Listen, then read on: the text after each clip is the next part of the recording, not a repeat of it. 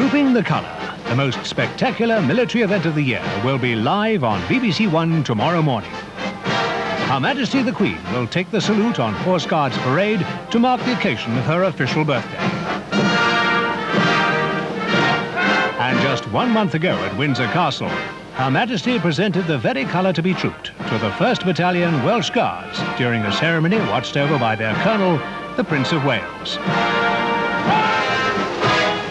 The magnificent ceremonial of Trooping the Colour, live on BBC1 tomorrow morning at 10:40. On BBC2 in a moment, in Gardener's World, Geoffrey Smith and Arthur Billett bed out the half-hardy annuals at Clacks Farm. Here on BBC1, we stay firmly indoors with Des O'Connor tonight.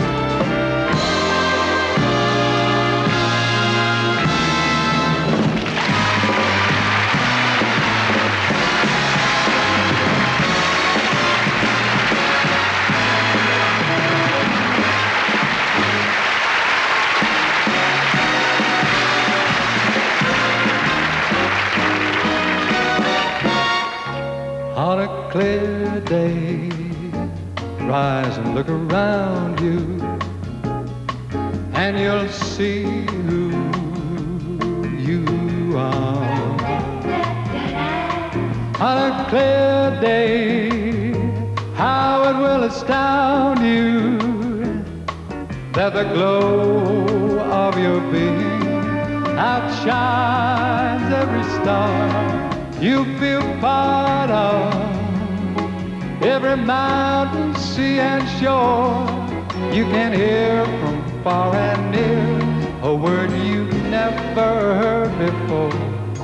And on a clear day, on a clear day, you can see forever and ever more.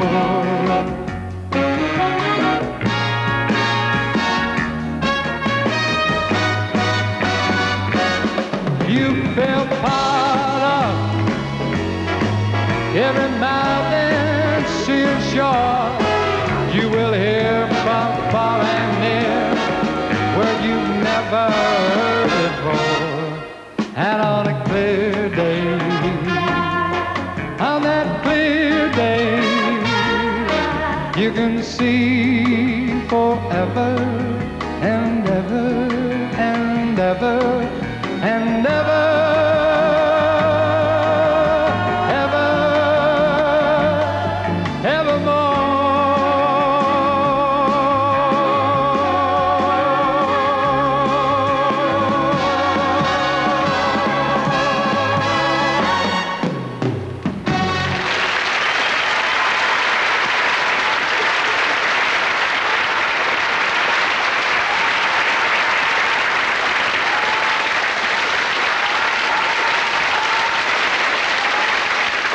At this point in the program, ladies and gentlemen, in every show we usually introduce an unknown American comedian making his TV debut in Britain. Tonight we introduce an American comedian you all know. He did 2 appearances on the show, and the BBC very wisely gave him his own series, and that's been enormously successful. I don't have to ask anymore, has anyone here seen Kelly? Most of you have, and you're going to see him once more. Will you welcome back Kelly Monte?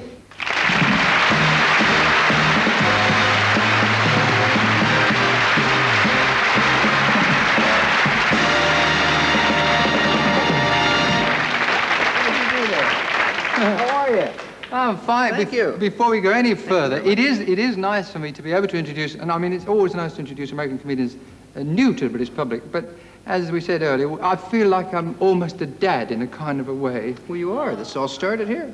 Yeah, it's nice Right here. that the show was so successful. Now you've got your own series. I mean... Second season, in the second season. That's amazing to me. A lot of people are So big fast. My daughter's here tonight because she's a fan of you. Really? Yeah. Are people recognizing you now in England? Yeah, a little bit. Now and then, Autographs? yes. Yeah, once in a while. I know I'm going back to this, but the success which you've had recently doesn't seem to have made you be indulging, which some people are inclined to do, in overeating, and you're looking as though you've been keeping fit. I have to watch it, though. You know, that's why I think it's best to watch television that has no commercials. Because I always felt that if I watch TV that's got commercials, I eat. Really? Because television is a great pusher, you know, it's constantly pushing food on you. You know, you watch these commercials, and they're always pushing food like pizzas and pies and cakes and all that regenerative food. You know what I mean when I say that? Not exactly, no. Well, a donut, that's a good example of regenerative food. Because a donut, you eat a donut, you chew it up, and you break it down into its component parts, and then you swallow it, and then it reforms in its original shape.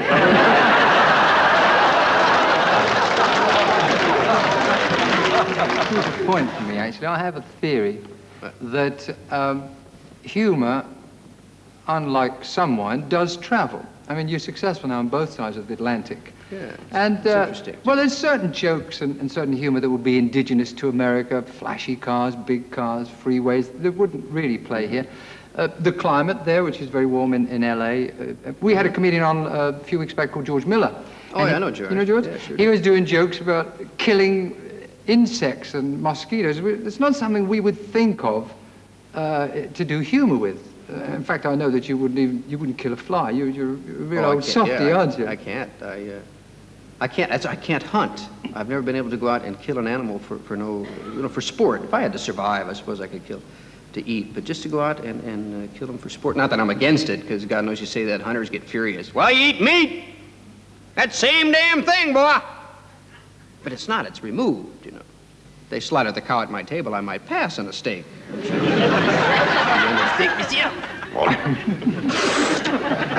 God. Oh, get that out of here, please. Whew. And take back this Bloody Mary, would you, please? Bring me a salad. That's nice and safe. But I'm not sure about that. I know people that are vegetarians. Salads? Yeah. Oh, come on, you can't be edgy about salads. Well, I know people that are vegetarians because they refuse to eat something that's been killed. But those are the same people that tell me I should talk to plants. You ever have people... Do you ever have people say that? You know, Yeah. You got plants? Yeah. Well, talk to your plants. What? Well, they're alive. They got emotions and feelings just like you do. Well, that's fine if you believe that, but I figure, well, if that's true, a vegetable's a plant. So if you eat a vegetable, you got to kill it. So I figure if that's your reasoning, then to me, that's just the degree of the life that you're killing. You know, just because there's no gore or no struggle with vegetables. But we don't know, right? Maybe lettuce screams when they pull it out of the ground. Maybe someday they'll amplify it. Well, it sounds awful, but it's quick. So I have trouble. Now, I kill flies. I do, out of anger. You know, you're trying to sleep, and one's pestering, you know.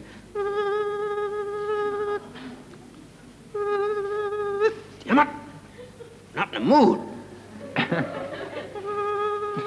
I warned you. Oh, but then I'll feel awful afterwards. I was imagining a bunch of little flies someplace going, "Where's Mommy?"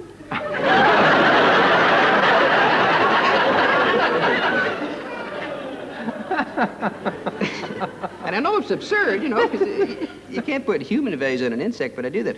I tore down a cobweb not too long ago in my garage, and I felt awful about it because I saw the spider walking back later on, you know, and I know the poor thing's walking back on, "Where's my house?" What the hell happened? I went out, I took a walk, I come back, and the whole thing's gone. Pictures and music was in there. So I flushed him down the toilet. Doesn't that worry you? Well, it does do great. I don't feel like I'm killing them, though. I feel, I don't know, it feels like maybe they can swim good. You hope they'll just make it through But I figured, all the bubbles. Yeah, right. They'll come out someplace and dry up and start a new life, you know. But the only reason I hate to do that is, remember those horror films when you were a kid? You'd always, some scientist working on something someplace and say, this stuff never works, and then he flushes it down the toilet. And then I was afraid the spider's going to mix with that someplace and come back like a 400 times larger. Did you ever get that feeling? I'd be in there shaving one morning and this big hairy leg will come over the seat. All right, who's a sumbitch? Flush me down that toilet.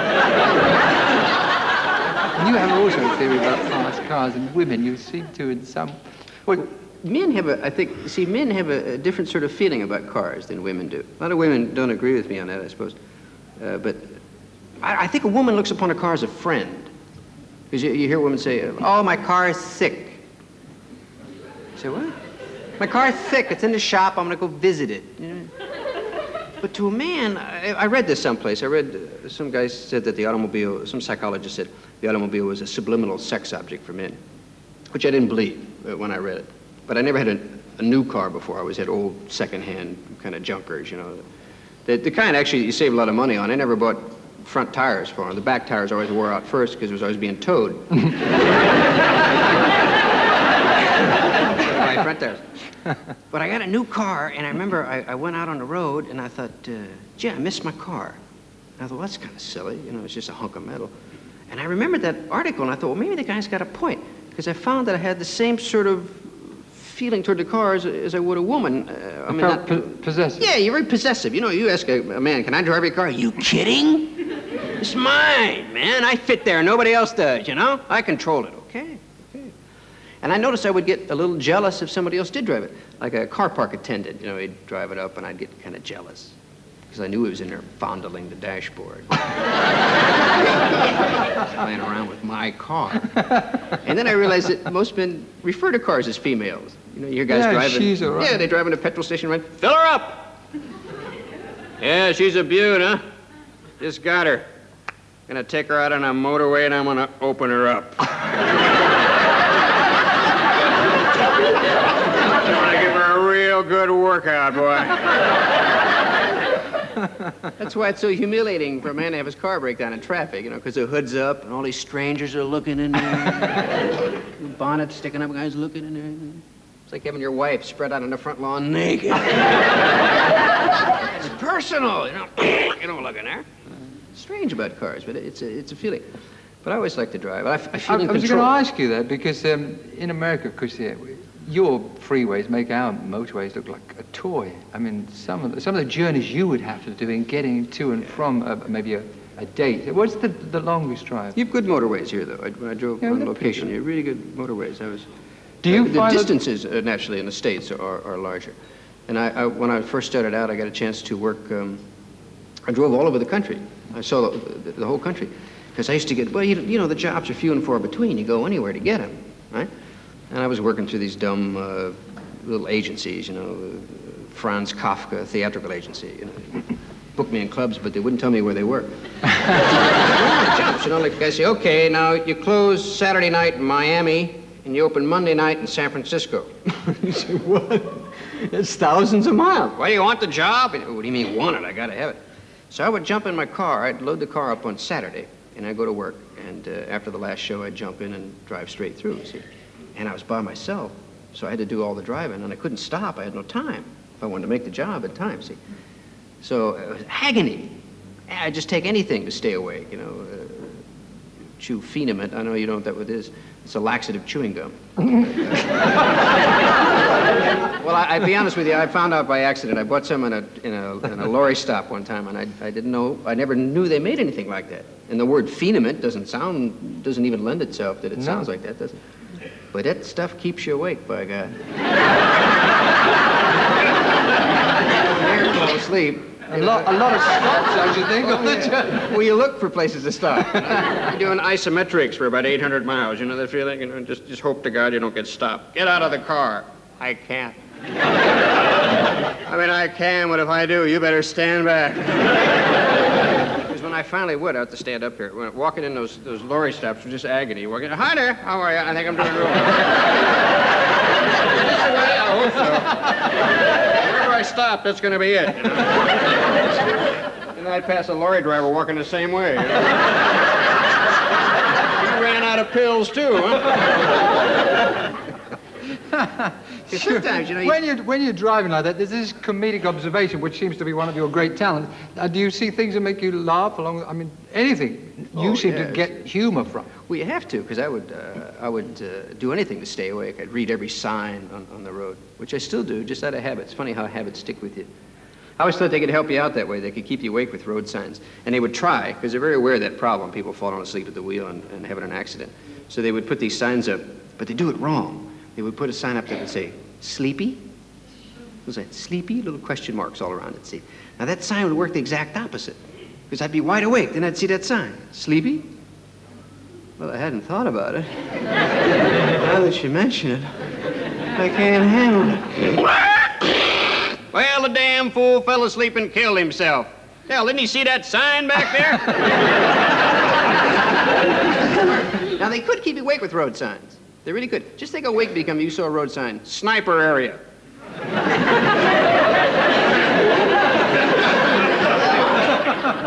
Duck down. Or late at night, we out in the middle of nowhere. Caution, werewolf crossing.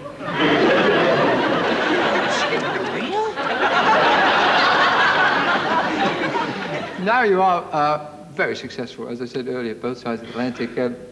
And you've moved into a new house, I believe. Just bought a new house. Yeah. Have you still got that nutty dog we were talking about last time? Oh, yeah. Did you take him there? Oh, yeah. I love dogs. It's amazing how dogs get under your skin. You know, they're really a kick. I feel sorry for them sometimes. All dogs. I look at them. All dogs? Well, they seem to have such a boring life. They don't, you know, they don't do anything really. They lay around, they sleep. I mean, a dog can't read a book, you know, or watch TV or go out dancing when he feels like, you know, nothing. I mean, I'd hate to think that the highlight of my day would be chasing a stick. That's about what he does, you know. Then he comes in and he eats the same thing, you know. I try and vary his diet, but basically it's the same. And, I mean, a dog can't walk in the kitchen and say, hey, I love horse meat, but just once I want some Chinese food or something. To hear with that stuff. But they can't express themselves, you know. They can't, which I suppose if they could, they probably wouldn't have much to say, because dogs are not real smart. I read that someplace. Do you believe that? Well, you can tell that by the way they greet each other.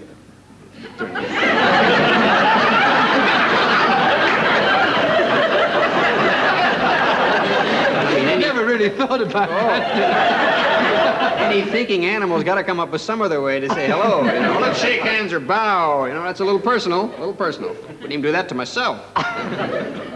But they don't know. You know, it's instinct with them. Their whole life is ruled by their instincts, which is one reason my wife and I, we thought we'd better get the dog fixed, because I never knew. We hadn't since he was a puppy, you know, and I never knew dogs came with all their instincts intact. He had a sexual instinct that was a little puppy, little thing that big, you know. But he, you know, he was going crazy with everything, you know. And my wife said, well, we better get him fixed, you know. What are you trying to tell us? What, you mean he was frisky? Oh, was he ever? Randy little dog. That's all right to say. You're picking up good English dog, yes. Well, he was, and, you know, my wife got worried because he's going to be a big dog. He's a big dog. She said we better get him fixed because we didn't want to put people through that awful feeling when they come over to the house and the dog falls in love with your leg. You know how it is? They fall in love with your leg, the dog.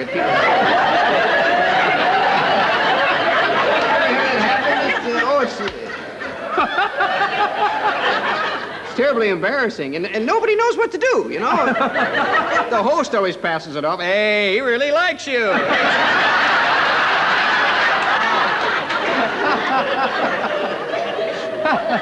And you can't hit somebody's dog, by God. That's like their kid. So I can't tell you how many houses I've taken tours through, you know, when you walk down the hall. Oh, this is the den. That's real nice. That's the back bedroom. I like that. Where does he sleep? Can we drop him off somewhere? He's friendly, but I think he's lonesome. Oh, he's a Doberman. I ain't saying nothing. He can do what he wants. Because I don't fool with Dobermans. Dobermans are mean. If a Doberman's licking your face, he's not being friendly. He's basting you. Later on, perhaps, see.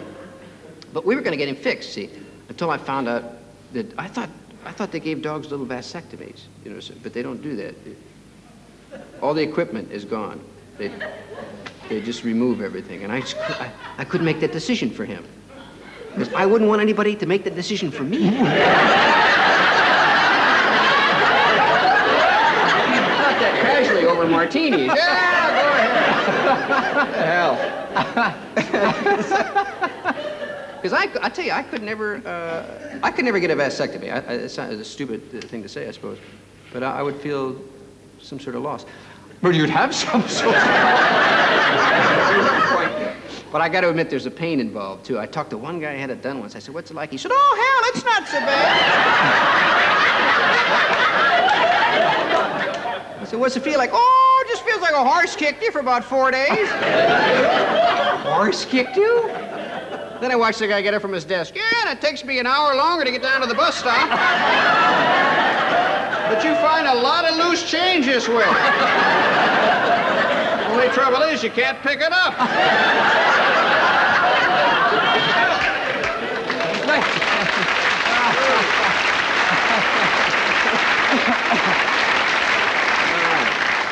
Kelly, it's been a pleasure talking to you once again. Every success with the current series, which I believe is showing right here on the BBC, and we're delighted he's practically British now. Ladies and gentlemen, Kelly Monteith. Thank you very much.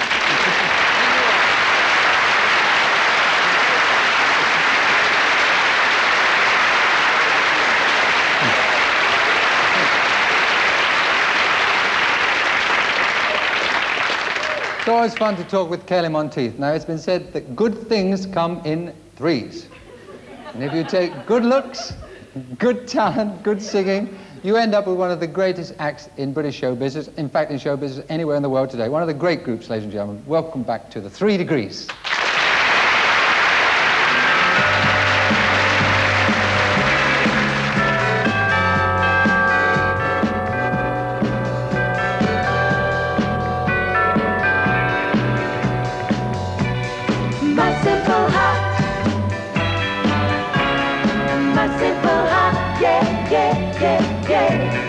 My simple heart will always love you. I heard your reasons why you're leaving. Can we talk it through? Yeah, I know I hurt you. You hurt me too. It's crazy what people can do to each other when emotions are building up inside of your head. It feels so complicated, you feel so frustrated, you forget to say the things that ought to be said. My simple heart, yeah, yeah, yeah, yeah. My simple heart will always love you. My simple heart, yeah, yeah, yeah, yeah. My simple heart will always love you. I'm not the school kid you fell in love with somewhere back in time. You might have grown up, it's time to own up. You've had your lovers and yes, I've had mine, but I love you. I still want you. There's so much that I can give. If we were less demanding, a little more understanding, together we can find a better way to live.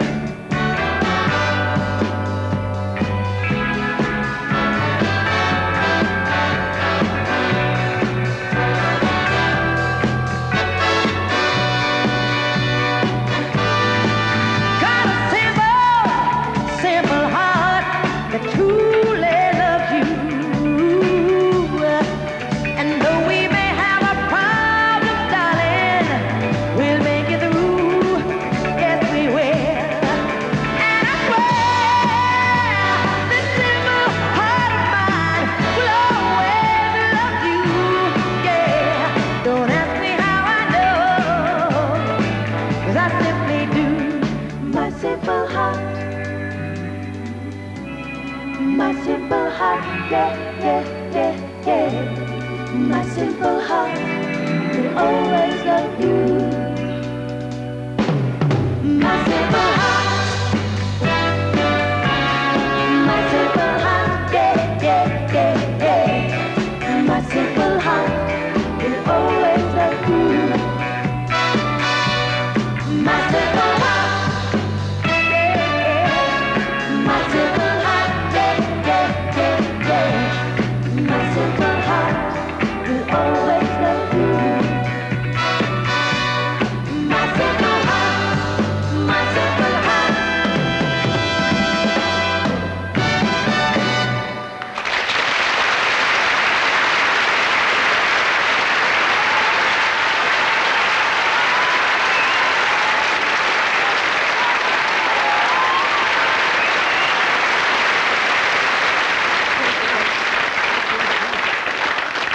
looking forward to having you girls on the show, because you're always fun to work with, and if I may say so, you're getting better. Thank you. And all these hit songs, Take Good Care of Yourself, When Will I See You Again, A Woman in Love. Yes. I nearly forgot that. Woman in Love. You see, I think that the success, apart from your own sensational performance, is that most of the songs are love songs. Yeah. And I think everybody at some time or other falls in love. I think so. Wouldn't you agree? At least once everyone here does it. Dick Emery once a year does it. Let's do it. Let's fall in love. You want to take some names? Henry Cooper with a splash does it. Dennis Healy with a flash does it. Let's do it. Let's fall in love. Anna Ford said she can't quite do it. Well, not on the telly at 10. Esperanza said she might do it if she's not nicked again. Miss Piggy with a frog does it. Barbara Woodhouse going walkies with a dog. Let's do it. Let's fall in love. Are you getting it now? A few more names. David Frost in a jet does it. Jimmy Tarbuck for a bet does it. Let's do it. Let's fall in love. You'll like this one. The Nolans said that they must do it. Malcolm Muggeridge can just do it. Let's fall in love. Now, James Galway with his flute does it, but we can't tell you how. Batman and Robin did it with a splat, zap, and pow. Fiona Richmond with a strip does it. Lester Pickett with a witch does it. Let's do it. Let's fall in love. I'm getting to enjoy this. But you see, everybody, as I say, falls in love. Now, you just got married, right? That's right. And you just got engaged. And I'm window shopping. watching out for the big sale. You're window shopping, and I think that love is so important that everybody should fall in love.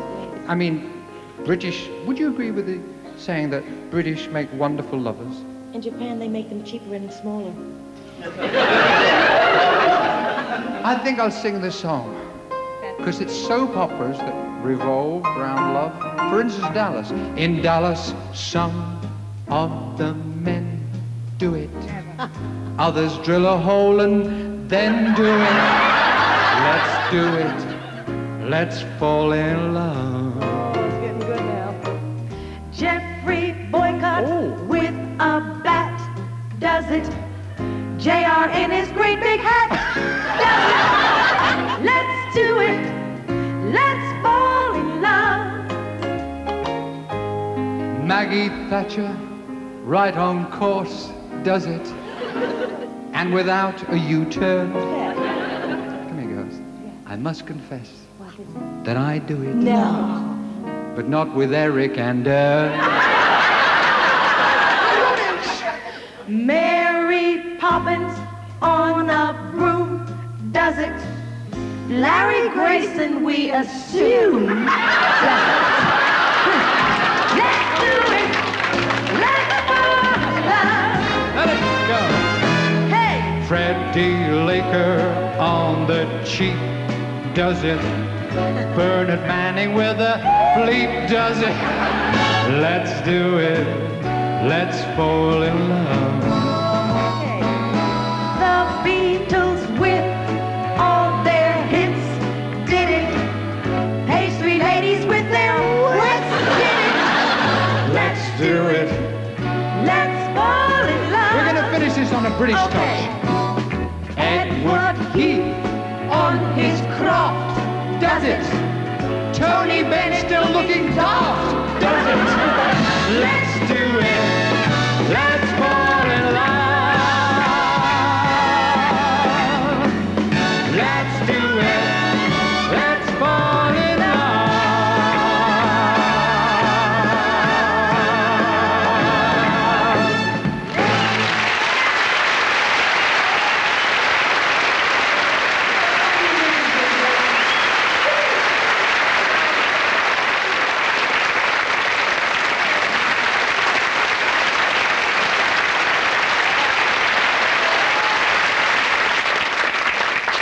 Yeah, well, you can't help but fall in love with the 3 Degrees, and we hope we see him again on the show very soon. But now, my final guest tonight, when I reminded him that he was the very first guest that I interviewed on the first of these series 4 years ago, he said, yes, I know, I've just got the check. He is a man of many talents. He's actor, author, piano player extraordinaire. And the last of a dying breed, one of the genuinely funny men of the stand-up comic brigade, except that tonight we're going to ask him not to stand up, but sit down and talk. Great comedian, great guy, Les Dawson, ladies and gentlemen.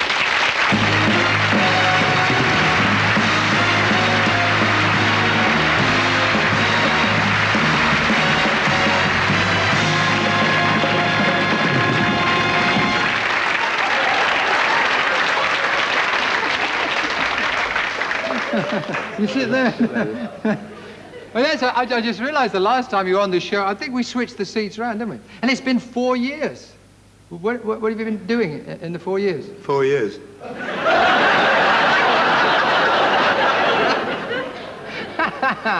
I already get the feeling that this is going to be one of the... See, last time, I think I asked you one question, then you fired off 42 jokes, and I was so edgy, I didn't know what to say to you, see? But now, I feel that we're relaxed, and I can see you're in the mood to disclose some of the...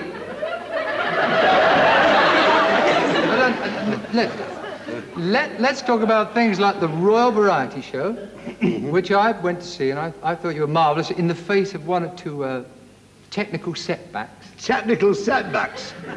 I died so often in India they were calling me the fourth prophet. You see those mistakes? Do you know when I was asked to dress? Traitor's Gate. What did the, because afterwards when you presented to the royal family, what did they say about, because I mean, things went wrong, mics went wrong, right? Oh, yeah, the funny thing was, actually, after all that, because I was a bag of nerves, obviously, you know, and I'm a very highly strung person. Oh, yeah. I mean, working with a star like yourself now, it just filled me with a sense of awe. I think, oh, the hell did he get the job he's got now? The nice thing was, after all that mess was afterwards, the Queen said, she said, I thoroughly enjoyed all that. Was it part of the act? What could you, I'm trying to think, I mean this with respect, what could you possibly have done as a career before you came into showbiz? I used to be a model for landmines. Actually, I was an explorer for quite some time. Anybody who is aware of the Exploration Club in Huddersfield will know my name. And I am particularly earmarked for one of the most valiant episodes in geographical exploration probably known to man. And that was for the hunt for the infested black-hooded bear of Mackenzie Sound. Now, I don't know if you know about trapping bears. What the hell are you laughing for? Such a load of old codswallop. If you want to catch a bear, bears are very fond of matter-fat peas. Now, what you do, you cut a hole in the ice. You sprinkle matter-fat peas round the hole. And when the bear goes down for a pee, you kick him in the ice hole.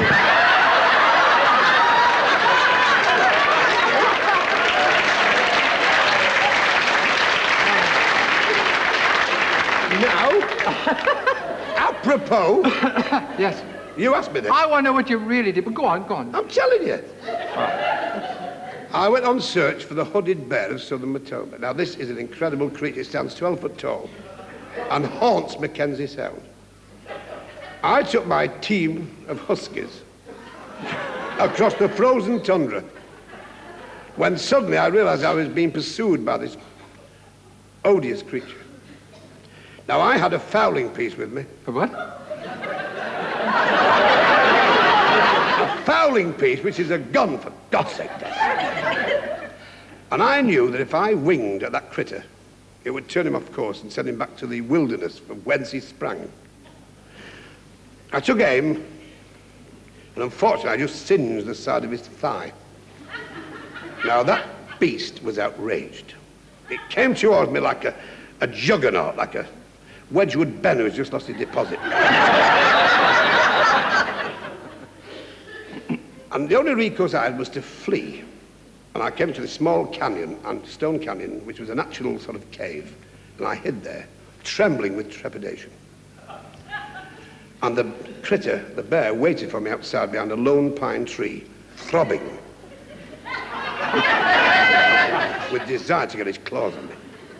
Now, I had one bullet left, Desmond. One bullet. Now, I knew I could use it for two things. Get rid of Noel Gordon, or...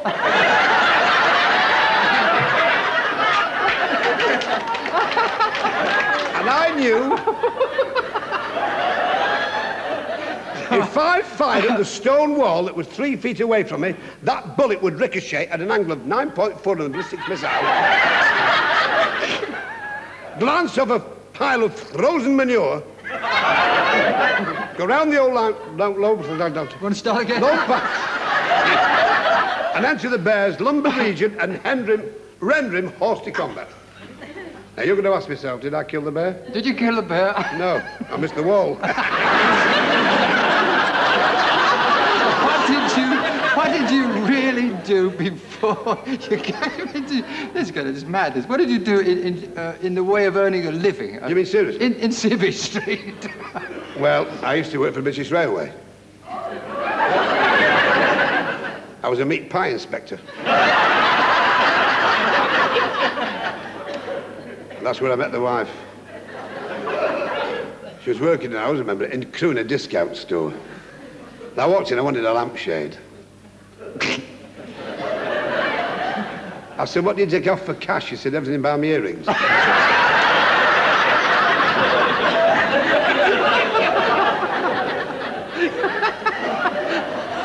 I shall battle on regardless and try to get some, not that it matters, to get some sense out of you. Or have you finished with that particular subject? Yeah, do what you want, you know. Seems a silly question, how even to bother to ask. Just move your legs, I know you've been on. But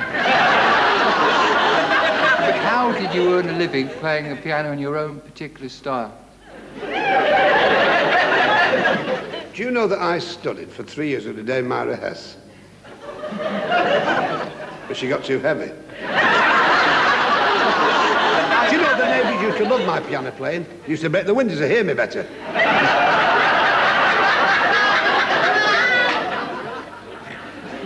My dad helped me to keep time. He used to bang the lid up and down on my fingers.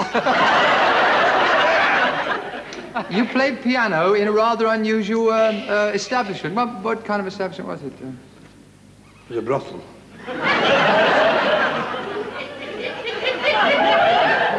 It was a bordello. It was a place ill-frequented by the worst aspects of humanity. And I was there to break up the rhythm.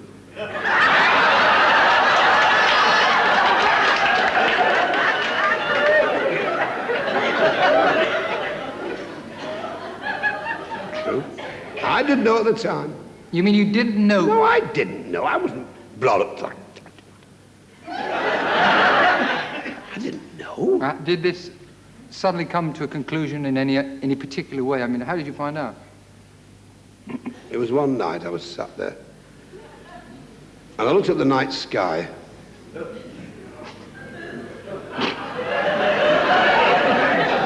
And I saw the myriad of stars glisten like pieces of quicksilver thrown carelessly onto black velvet. In awe, I watched the waxen moon ride across the zenith towards the ebon void of infinite space, wherein the tethered bolts of Jupiter and Mars hang forever festooned in their orbital majesty. As I looked at all this, I thought I must put a roof on this lavatory.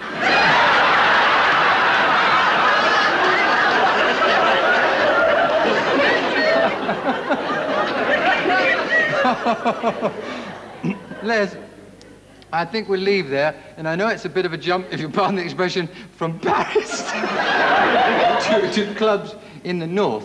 But you are, as I said in the introduction, are one of the great stand-up comedians. And it was very difficult in those early days, because we played with so many bizarre acts. Any of those that come readily to mind that you The recall? Dancing Duck. Albert and the Dancing Duck. Now, I never know with you with... Honestly. Seriously, mate, no. I worked with this fella in Rotherham. I've been to Rotherham twice. The first time it was shut. I go to Rotherham to work at this Boilermakers Club, and it's difficult to describe the club. It was a cross between Lenin's tomb and Harvey Urinal. The audience are undertakers. That was bad enough to have the clients with them. Top of the bill is Albert and the Dancing Duck. He sits at the piano, he's perfectly true, ladies and gentlemen, I'm not making this up. And he says, ladies and gentlemen, my duck will now dance the waltz. And the duck is on the top of the piano. And he goes, da da da da, dee dee dee, and the duck goes. Now he plays a quick step. The duck goes. How about a jive? And the duck goes. What he forgot to tell everyone, the duck was on a hot plate. His feet were burning. It was up before the beat the following day. It was disgraceful. If I may, just for a second, may I take you back, because it wasn't a show business family, was it, that you were from? You weren't? No. Well, let's just for a moment talk about some of the family tree. I mean, they are a rather elite bunch, aren't they? The Dawson, yeah. Well, we are a military family. Military? I didn't. Rid of the thin red line, we were the faculous bunch. One of my, I think it was my grandfather, was in the First World War. He was on the Somme when the first shot was fired. He'd run to bed in crew when the second one went up.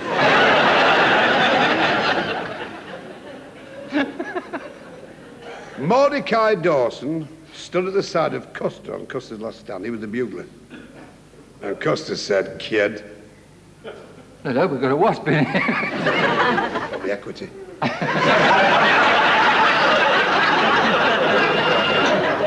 He said, Mordecai, the engines are pretty riled, but the thing we must never show is fear.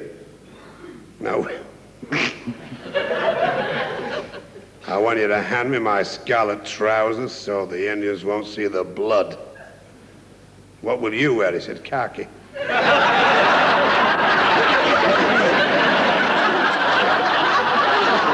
You personally have created some lovely characters for television. Ada, Sissy, Cosmo Smallpiece. Yeah. Let's talk about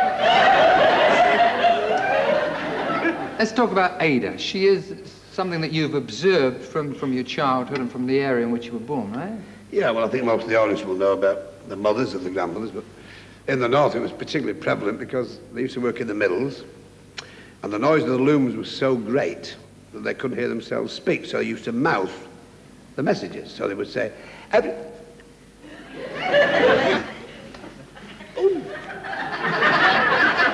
this carried on, so you would get the same situation in the north if it came to what they considered risque. So you'd get two women saying, how's Alma? Has she had the baby?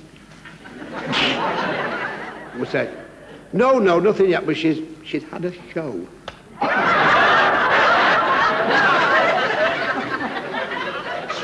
And they're beautiful because they were so model in their ways. This was a nice part about them. And they're lovely ladies. And of course they got the wrong end of the stick. I mean, I do a thing with Roy Barker, which is perfectly true. I mean, this was actually a conversation between two women, which I use in the act unashamedly. And those two were saying, where do you go for your holidays? I went to Clacton. Very nice. Oh, she said, we went to Greece. Bert and I. Oh, she said, we've been to Greece on one of those package tours. Oh, she said, you've been there. She said, did you have the shish kebab? She said, from the moment we arrived.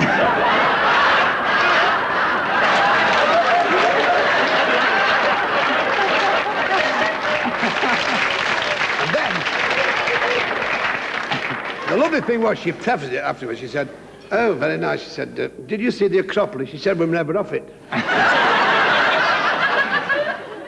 Foreign muck. Les, how would you describe Cosmo Smallpiece? I mean, and how did he suddenly come Well, it was done actually for one sketch. That was all it was. It was for one sketch. And I thought, well, sit back now and expect 'Cause I'm always in trouble with the public. Whatever I do, I'm always in trouble. I always upset people somewhere, but of course that's that. And I thought with this character, this will really upset the nation. Because really, the fellow is degenerate, is awful. He's a dirty old man. He's a dirty old man. And the funny thing is, it wasn't. And he got no letters. In fact, if I may, can I tell you something about the Savoy? I don't go to the Savoy very often, you know, because to me it's like a sort of hamburger with mortgages. I was sat there with my agent, which